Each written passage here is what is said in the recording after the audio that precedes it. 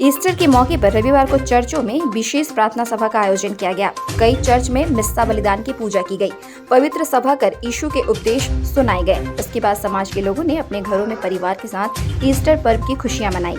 माना जाता है कि प्रभु यीशु को सलीब पर लटकाने के 3 दिन बाद वे जिंदा हो उठे थे। इस खुशी में ही ईस्टर मनाया जाता है। रविवार को ईसाई समुदाय के लोगों ने ईस्टर के मौके पर मोमबत्तियां जलाई और गीत गाए। वहीं एक दूसरे को ईस्टर की बधाई दी। मालूम हो कि पिछले 40 दिनों से ईस्टर की तैयारी को लेकर रखा गया उपवास रविवार को समाप्त हुआ। इस अवसर पर घरों में लजीज व्यंजन बनाकर त्योहार की खुशियां मनाई गई। मसीही समुदाय के लोगों ने सुबह ईस्टर पीस रैली भी निकाली।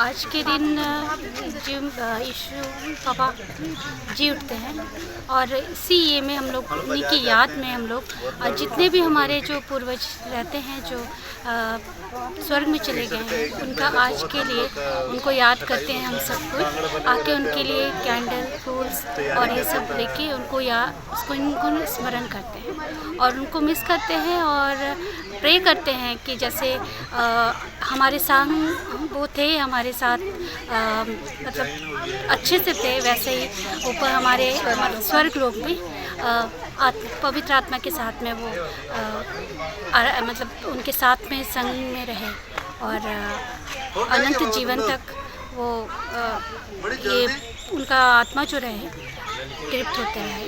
बस उनकी आत्मा में हम लोग ये सब प्रेयर और ये करते हैं, मिस करते हैं। हमारे जितने भी पूर्वज आज हमारे बीच नहीं हैं और उनको याद करते हुए हम यहाँ आते हैं और एक तरह से कहिए कि हम लोग उनको श्रद्धांजलि देते हैं यहाँ।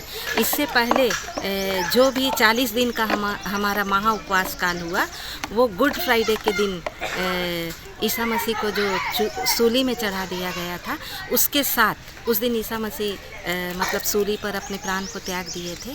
और फिर हमारा ईसाई समुदाय का ऐसा विश्वास है कि तीसरे दिन वो जी उठे थे, इसीलिए इसको हम लोग जी उठना पर्व भी बोलते हैं। और उन्हीं की याद में हम लोग अपने पूर्वजों के पास आते हैं और आप देख रहे हैं चारों तरफ सब अपने अपने ग्रेवयार्ड में अपने अपने पूर्वजों के ग्रेवयार्ड में जाके उसको श्रद्धांजलि अर्पित कर रहे हैं।